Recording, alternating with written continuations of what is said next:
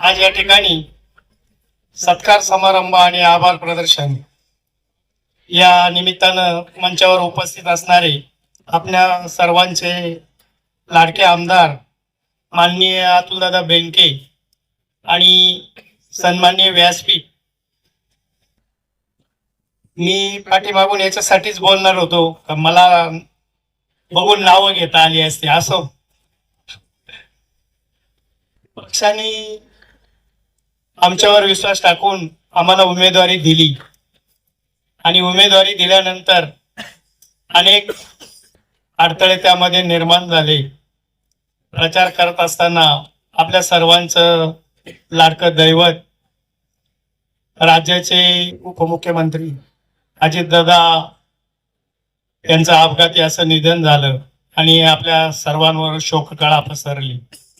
पक्षाच्या आदेशाप्रमाणे प्रचारामध्ये कुठेही गाजावाजा न करता कोपरा सभा घेऊन प्रचार केला आणि त्या प्रचाराच्या दरम्यान मतदारांनी जी साथ किंवा जो विश्वास या गणामध्ये मला आणि कल्पनाताईंना दिला, तो विश्वास नुसता विश्वास देऊन ते थांबले नाही, तर मतदानाच्या दिवशी 7 तारखेला त्यांनी आपला हक्क बजावून आम्हाला जी सेवा करायची संधी या ठिकाणी या बोरी गणातील सर्व गावांनी, मग त्यामध्ये बोरी असेल, जाधववाडी असेल, शिरोली सुलतानपूर असेल, लिमगाव असेल, औरंगपूर असेल, माझं गाव पारगाव असेल आणि पिंपरी कावळ असेल, या 8ही गावांनी असं भरभरून असं आम्हा दोघांनाही मतदान करून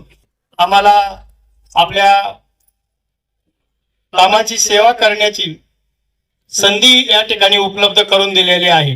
मी लांबलचक असं भाषण करून तुम्हाला आश्वासित करणार नाही, पण कल्पनाताई आणि माझ्या माध्यमातून या गटामध्ये जेवढी कामं पक्षामार्फत अतुलदादा बेनके साहेबांच्या मार्फत जी खेचून आणता येतील ती खेचून आणण्याचा आम्ही पुरेपूर असा प्रयत्न करू. नुसतं आश्वासन देऊन नुसतं भाषण करून याच्यातला मी माणूस नाही.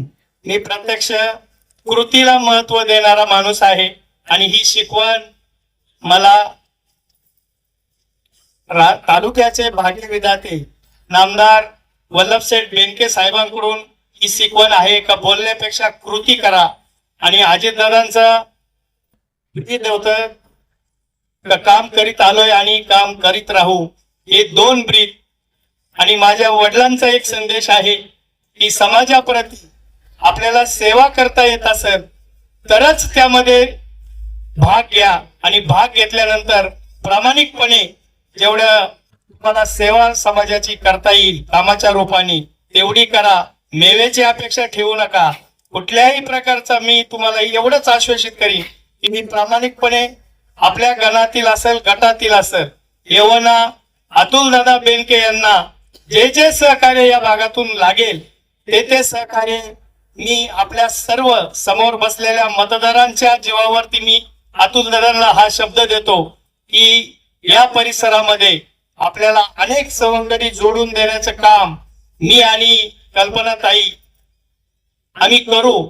आणि ते सवंगडी नुसते मोकळे जोडून नुसते आरडाओरडा करायला घोषणा द्यायला नाही, तर त्यांच्या ज्या गरजा आहेत त्या गरजा पहिल्या आपण पूर्ण करूयात आणि मग त्यांना एक असा संदेश समाजामध्ये गेला पाहिजे की काम करणारं कोण आहे आणि नुसतं भाषण ठोकणारं कोण आहे.